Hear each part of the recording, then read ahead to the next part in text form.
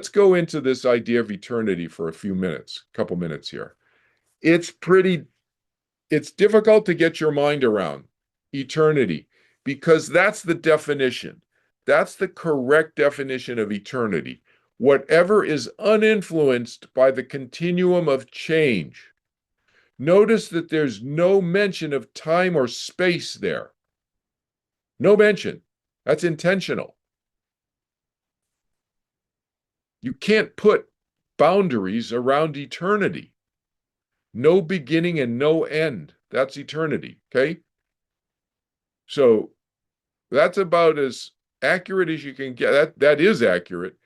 And that's about as linguistically specific as you can get. Linguistic meaning with words. Whatever is uninfluenced by the continuum of change. Okay. So, for example, what is uninfluenced by the continuum of change? Are examples of eternity? Those are three examples of what we could say are eternal. The existence of matter, the unchanging patterns of matter, individual existence, the fact that we exist individually. Because remember, eternity means no beginning and no end. So when you hear people talking about the creator and source, on going back to source and all this, what are they talking about? If there's no beginning and no end, what are they talking about? Now, could they be referring to, which they usually are not thinking it this way, but I'll give them a lifeline, as they say.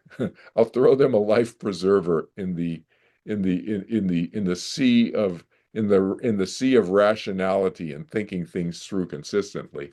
I'll give them a life preserver and I'll say, okay, did you mean when you said creator and source, did you mean creator of human beings? That there was a creator or a source of human beings, a creator of human beings. Okay, I could see that. Or a creator of animals or a creator of plants. But that doesn't mean that you created me because I am not a human being.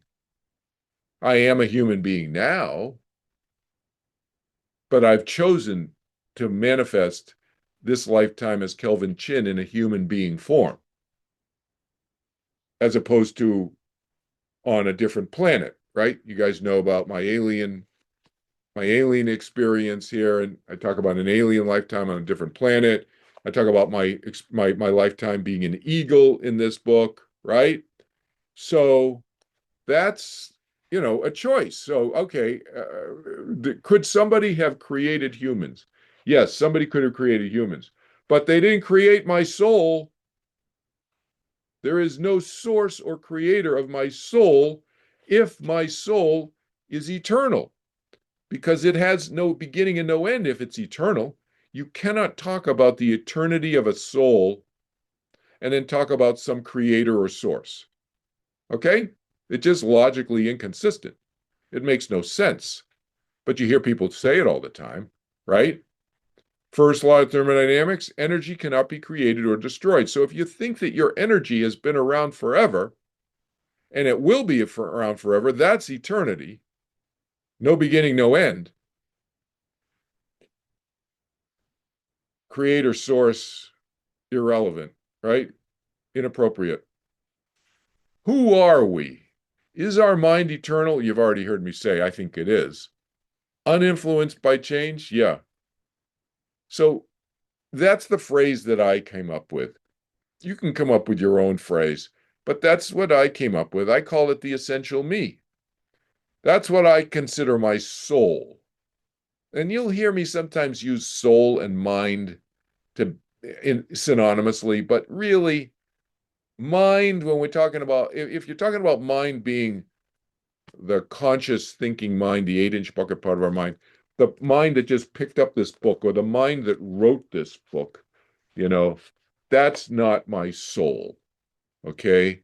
My soul didn't write the book. I'm saying my soul is the essential me. Okay. My soul is expressed through my mind if I wanted to be really accurate in terms of my word usage.